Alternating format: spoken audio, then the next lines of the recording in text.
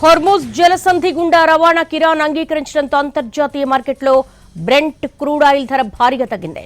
దాదాపు 13% పతనమై $95 వద్ద చేరింది. ఇది భారత్ లాంటి దేశాలకు భారీ ఊరట కలిగించే విషయం.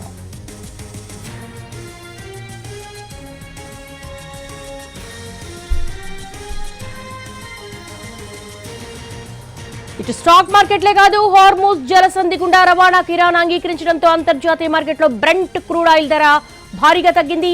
దాదాపు 13% పతనమై $95 వద్ద చేరింది. ఇది భారత్ లాంటి దేశాలకు భారీ ఊరట కలిగించే విషయంగా చెప్పొచ్చు.